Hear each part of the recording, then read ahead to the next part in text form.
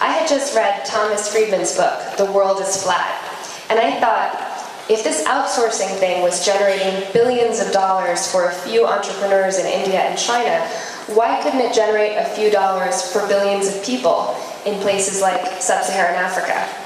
Why couldn't we convert internet cafes and telecentres in cities like Nairobi, where youth unemployment is staggering, into small digital factories fueled by work from large corporations?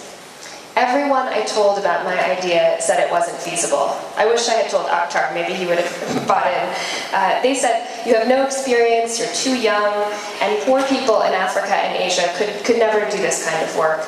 We have to give them clean water and food before we can give them jobs through the internet. But I disagreed. I thought jobs might help level the playing field. And so, armed with a dream and $10,000 in my life savings, I quit my job and I launched a nonprofit social business called SamaSource. SamaSource's mission is to connect poor women and youth to work via the internet. Our model has 3 steps.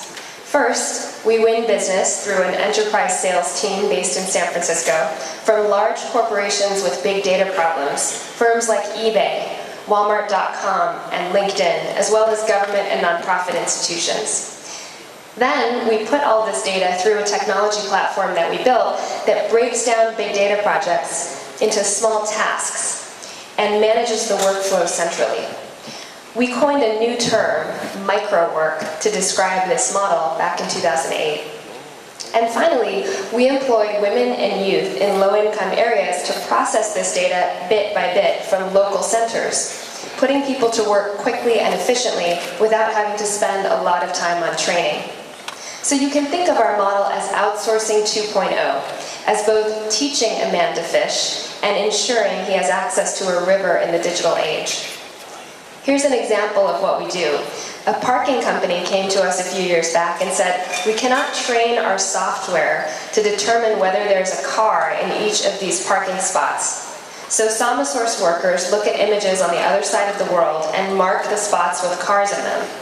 We do this in real time for several major IKEA outlets. Eventually, this data will be used to train computers to do what humans are doing now and recognize cars in the spots. The applications of microwork extend to most large enterprises. SamaSource has built product data for eBay and Walmart.com. We've categorized millions of pages of records for universities like the University of California. And we've provided valuable image information to firms like Getty Images. We've secured over 90 customers in just over 4 years and currently recover about 50% of our cost through contract revenue with these companies. But the real success isn't our customer base, it's our impact. To date, we have moved 3,500 workers over the poverty line. And each of these workers supports an average of 3.5 income dependents, younger siblings, relatives, and aging parents who depend on this paycheck to meet basic needs. So this means that capital through our model has flowed from big corporations directly into the pocketbooks of some of the poorest people in the world and has lifted 14,000 people over the poverty line.